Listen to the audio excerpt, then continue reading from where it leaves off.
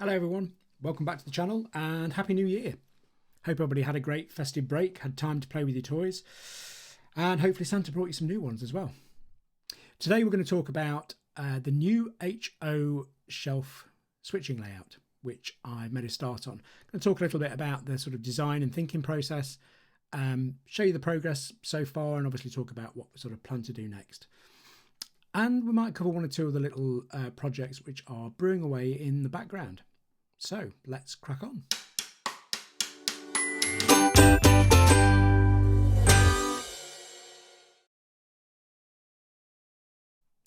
So before I take you over to have a look at the shelf and talk a little bit about what I've done there, just a quick word really about this channel, about what I do on YouTube. First of all, I just want to say thank you again for all the likes, the subs, the comments. It's kind of why I do it really. I'm not a YouTuber, as you may have gathered. I'm a hobbyist and I just post sort of hobby videos on for sharing like a lot of us do. I don't make any money out of the channel or anything like that. I think if I ever got to that point, I'd be churning it back into the hobby. But I'm close to 2,000 subs at the moment, which is just, it's crazy really. And again, I'm hugely grateful for that. So far, the videos have mostly been the construction of railway layouts and some videos of the operation, switching and so on, which seem to be the most popular. And I've done a couple of Wargames battle reports as well, sort of solo battles. Wargaming, playing with toy soldiers is one of my other hobbies as well, and quite a big one actually. So I think moving forward, I would like to continue what I'm doing, sort of keep posting videos around construction of the layout and some of the switching and so on when that's up and running. And I'd like to do some more Wargame stuff as well.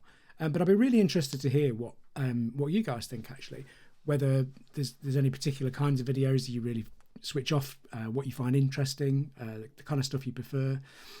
One thing I haven't done is any kind of workbench videos. So I haven't done anything around, modelling projects or techniques or anything, or painting figures or anything like that at all. Only really because I don't think I'm necessarily the best person to do that kind of stuff. I don't think I've got the best skills out there. But again, if that's something you'd be interested in seeing, I'm happy to give that a shot as well. So again, really, it was just to say thanks, expect more of the same. And I've mentioned a couple of times, and I'll tease again, there may be another model railroad project. If some of you remember, if some of you have been watching my previous videos, you may recall that I got involved with a sort of regional group of people doing modular railroading, sort of based on the Fremo sort of principles. There is a possibility of something like that, with more than just a possibility, but there is some early planning going on for something like that to be happening again in the near future. So expect videos on that subject as well. Anyway, rambling now, let's go and have a look at this layout.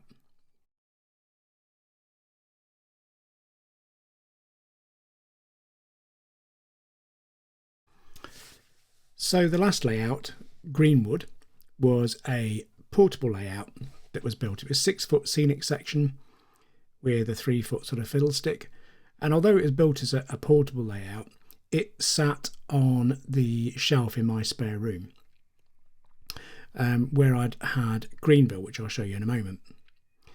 I quite enjoyed it. I enjoyed the Scenics and learning a few new bits really, and it was quite a good fun little layout to operate. But as I explained in the last video, it sort of run its course for me and it's been passed on to somebody else now.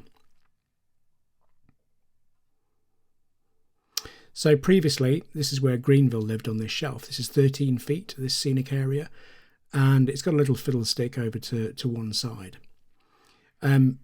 This was the first, or it's the biggest layout I've ever built actually, and really gave me a lot of pleasure as far as planning, building and operations. But I think like most people, layouts sort of run their course, if you like. I did regret scrapping it as early as I did, but anyway, what I wanted to do now was rebuild on that shelf, making use of that space and build something permanent that isn't going to be moved out of my room as such. And in a bit of a backwards kind of way of doing things, I guess, what I decided was I'm going to use 8 feet of that shelf now. You can see I've got a load of other hobby crap sort of taking up quite a bit of space.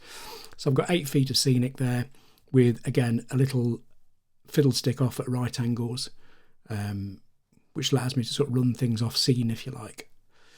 So I've been through the process of doodling lots of different plans and coming up with lots of different ideas, both in HO, but also I've been looking at some 00 stuff, because I quite like to do something in LMS. But anyway, I was getting to a bit of a dead end until I suddenly came across some inspiration.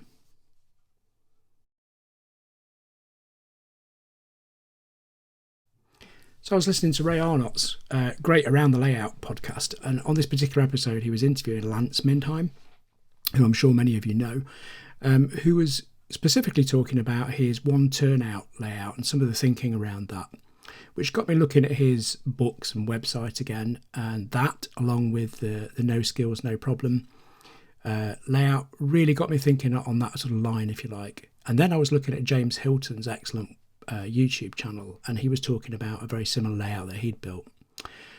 And then pretty much on the same day, I watched a video from Bobby Harvey Video Productions about the Iowa Southern Shortline. That really kind of sealed it for me as far as inspiration goes. Although I'm not looking to model any kind of prototype, it just got me down the HO US kind of mode again.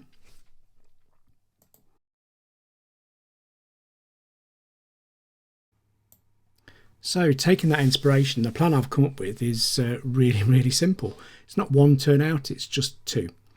Making full use of the space I've got here. The plan basically revolves around the loco and 3 or 4 cars and a caboose moving from the fiddle area into the layout main, if you like. The use of the caboose or the shoving platform is something that I think is quite key to this, and actually gives me another little interesting thing to model. I've got this HO caboose here, which I think I'm going to try and convert into a shoving platform.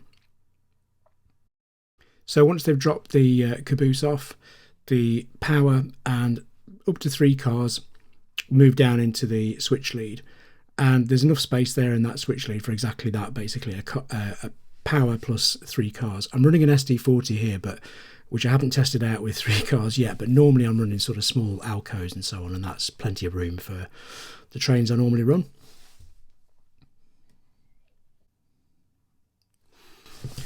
So once the trains arrive there, we've got 2 spurs. There's this back one which can have a long industry, which is going to have, I've said 5 to 6 spots there, I think more likely 4 or 5 at maximum. But I'm looking at a couple of different car types, so perhaps a mix of covered hoppers and box cars to switch out on the back spur, and the use of spots is really important there to keep the operations interesting. And then I've added a small team track on the front of the layout, which I think will probably just host the 1 car, to be fair, rather than 2, and it just adds a little bit of variety, I guess, to the switching on scene.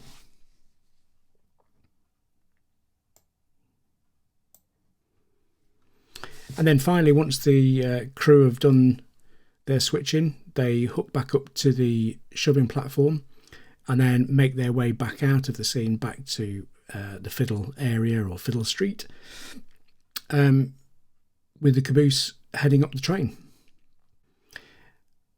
And that's it. And I think it's the sort of thing that a lot of people would probably absolutely hate, but I honestly think it's going to be enough for me as a bit of a modelling project, and will give me enough operations to satisfy sort of 20 minutes, half an hour at the end of a working day, which honestly is exactly what I'm after, I think, at the moment as well.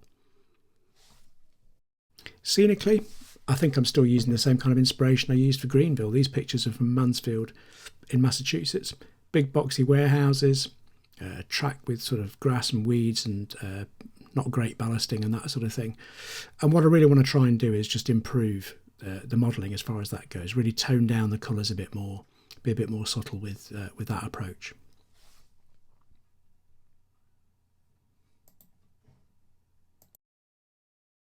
So finally, thanks ever so much for joining.